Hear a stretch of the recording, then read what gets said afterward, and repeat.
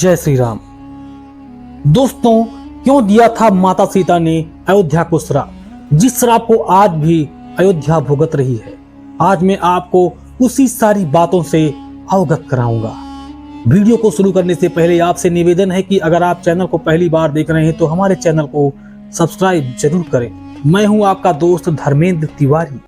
चलिए शुरू करते हैं। श्री राम माता सीता से अनंत प्रेम करते हैं और उनके इस प्रेम का सबसे बड़ा उदाहरण है माता सीता के अपहरण के बाद 1 वर्ष, जब रामायण के अरण्य कांड के अनुसार जब रावण देवी सीता का अपहरण करके उनको लंका ले गया था, तब श्री राम जी बहुत दुखी हुए थे और वे पूरे वन में भटक रहे थे। गुस्से में आकर श्री राम ने पूरे ब्रह्मांड में ऐलान किया था कि अगर मेरी सीता नहीं मिली तो मैं इस पूरे संसार का विनाश कर दूंगा। आखिरकार रावण का वध होने के बाद वह पल भी आया जिसका बेसब्री से इंतजार था, श्री राम और माता सीता का मिलन। लेकिन उस पल में ऐसी घटनाएं घटित हुई कि लक्ष्मण और हनुमान जी सहित सब लोग चौंक गए। जब माता सीता श्री राम के सामने आई तो उन्होंने बड़े ही कठोर शब्दों में उनसे कहा कि वे सिर्फ अपने वंश की मर्यादा को कायम करने के लिए सीता जी को बचाने आए हैं। उन्हें नहीं पता कि 1 साल के बाद सीता जी अब भी पवित्र हैं या नहीं। और तब सीता जी ने अग्नि परीक्षा देने का फैसला लिया। लेकिन श्री राम जो पूरे साल सीता के वियोग में तड़प रहे थे, उनके सामने इतना कठोर क्यों हो गए थे? जब माता सीता ने अग्नि परीक्षा लेकर उसमें कदम रखा, तब श्री राम ने आंखें उठाकर उनकी तरफ एक नजर भी नहीं देखी। उनकी नजरें धरती पर गड़ी थी, क्योंकि ये दृश्य उनके लिए अपनी आंखों से देखना बहुत मुश्किल नहीं था। जब माता सीता अग्नि से गुजरी तो उन पर एक आंच भी नहीं आई थी। लेकिन इस अग्नि परीक्षा का कारण ये नहीं था कि श्री राम को माता सीता पर कोई संदेह था। वह जानते थे कि माता सीता का मन किसी भी हालत में कलंकित नहीं हो सकता। लेकिन श्री राम और माता सीता जी को कोई आम जीवन जीने वाले लोग नहीं थे। उनका कर्तव्य था कि अपनी प्रजा पर न्यायपूर्वक राज कर सके। ऐसे में आवश्यक था कि उनकी प्रजा उन पर किसी भी प्रकार के प्रश्न ना उठा सके। रामायण के उत्तरकांड के अनुसार 14 साल के वनवास के बाद श्री राम रावण को हराकर अपनी पत्नी माता सीता और लक्ष्मण जी के साथ अयोध्या लौटे। उन्होंने अयोध्या के राजा का पद भी स्वीकार किया और साथ ही माता सीता अयोध्या की बनी रानी। लेकिन इस घटना से जुड़ी एक और कहानी प्रचलित है। अयोध्या के कुछ लोगों को माता सीता का रानी बनना पसंद नहीं था, क्योंकि वह उन्हें अपवित्र समझ रहे थे। श्रीमद् भागवत के 9वें सर्ग के 11वें अध्याय के अनुसार एक बार श्री राम भेष बदलकर अयोध्या में घूम रहे थे ताकि वह करीब से अपने लोगों की समस्या समझ सके। तब टहलते टहलते वह एक घर के पास पहुंचे जहां जोर जोर से झगड़ने की आवाज आ रही थी। उन्होंने देखा कि एक आदमी अपनी पत्नी पर चिल्ला रहा था, तू पराये घर में होकर आई है, मैं तुझे कैसे स्वीकार कर सकता हूँ? मैं राम नहीं हूँ जिन्होंने अपनी पत्नी को रावण के यहाँ रहने के बाद भी स्वीकार कर लिया है। ऐसी बातों को सुनकर प्रभु श्री राम दुविधा में पड़ गए। हालांकि उन्हें माता सीता की पवित्रता पर कोई संदेह नहीं था, लेकिन तो वे नहीं चाहते थे कि अयोध्या की जनता अपनी रानी से नाखुश हो और उन पर सवाल उठाए। इसीलिए उन्होंने माता सीता को एक बार फिर वनवास भेजने का आदेश दे दिया। उन्होंने लक्ष्मण जी से कहा कि वो माता सीता को वन में छोड़कर आए। माना जाता है कि अयोध्या के लोगों की ऐसी सोच पर और अपने ऊपर हुए अन्याय ने माता सीता को बहुत क्रोधित कर दिया था और इसी क्रोध की अग्नि में उन्होंने अयोध्या को श्राप दे दिया था कि ये नगरी कभी भी विकसित नहीं होगी, यहाँ हमेशा दुख और सन्नाटा छाया रहेगा और इसका कभी भी विकास नहीं होगा। कहते हैं इसी वजह से कई राजाओं के राज करने के बाद भी अयोध्या को सदियों तक तबाही और संकटों का सामना करना पड़ा। पैरेलल यूनिवर्स एक ऐसा कंसेप्ट है जो नया नहीं है, बल्कि हमारे पुराणों में इसका जिक्र कई बार किया गया है। एक बार जब श्री राम का इस धरती से जाने का समय आया तो वे जानते थे कि हनुमान जी यमराज को उन तक आने नहीं देंगे। इसलिए श्री राम ने अपनी अंगूठी को धरती की दरार से पाताल लोक में गिरा दिया। उन्होंने हनुमान जी से उसे वापस लाने के लिए कहा। इस मिशन को पूरा करने के लिए हनुमान जी ने अपने शरीर को अति लघु रूप बना लिया और दरार में घुस गए।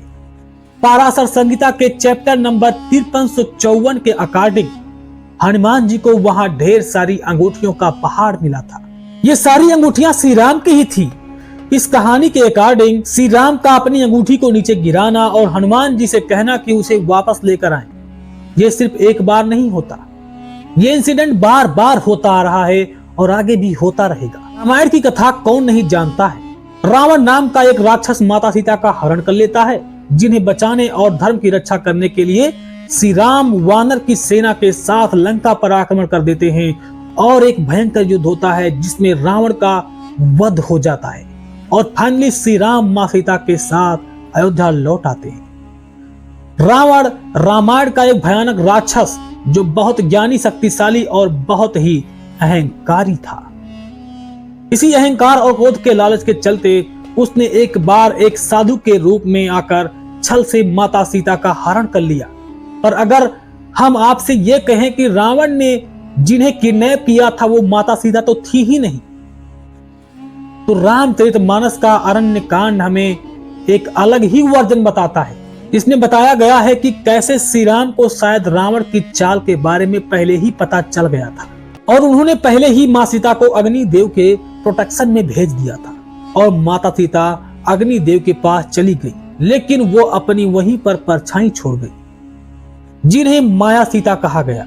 तो इसका मतलब ये हुआ कि जिन्हें रावण बंदी बनाकर अपने साथ लंका ले गया था वो माता सीता थी ही नहीं, बल्कि वो उनकी परछाई माया की सीता थी। रावण के साथ युद्ध करने के पीछे का असली कारण था धरती को रावण के अत्याचारों से मुक्त कराना। रामचरितमानस के लंका कांड में यह भी कहा गया है कि युद्ध के बाद जो अग्नि परीक्षा ली गई वह असली माता सीता को वापस लाने का तरीका था। क्या आप जानते हैं कि श्री राम ने सिर्फ एक बाण चलाकर 14,000 असुरों का संहार कर दिया था। वाल्मीकि रामायण के अनुसार श्री राम ने अपने वनवास के कई वर्ष पंचवटी गांव में बिताए थे। वह आज के महाराष्ट्र में स्थित नासिक शहर के पास है और इस गांव में स्थित काला राम मंदिर का इतिहास भी रामायण से जुड़ा है। सुपर्णखा की कहानी तो हम सभी जानते हैं। रावण की बहन और दंडकारण्य में रहने वाली एक राक्षसी थी, जिसे दंड देने के लिए लक्ष्मण जी ने उसकी नाक काट दी थी। वाल्मीकि रामायण के अरण्य कांड के अनुसार इस घटना के बाद वह खून से लथपथ सुपर्णखा क्रोध से चीखती चिल्लाती अपने भाई और दंडकारण्य के राजा खर और दूसर तथा तीसरा के पास गई। अपनी बहन की ऐसी हालत को देखकर अपमान का बदला लेने के लिए खर, दूषण और उसके भाई तीसरा ने सुपर्णखा के साथ 14 असुरों को राम पर हमला करने के लिए भेजा। लेकिन जब श्री राम ने उसका वध कर दिया तब डर से कांपते हुए सुपर्णखा फिर अपने भाइयों के पास आ गई। अहंकार में डूबे उसके भाइयों ने सोचा इस बार और भी ज्यादा असुरों को भेजकर वो श्री राम पर विजय हासिल कर सकते हैं और फिर वे तीनों 14,000 असुरों को साथ लेकर श्री राम का सामना करने के लिए आए। हजारों की संख्या में आए असुर सभी दिशाओं से श्री राम पर हमला करने लगे, लेकिन फिर श्री राम ने अपना गंधर्व अस्त्र निकाला और आसमान की ओर एक बाण छोड़ दिया।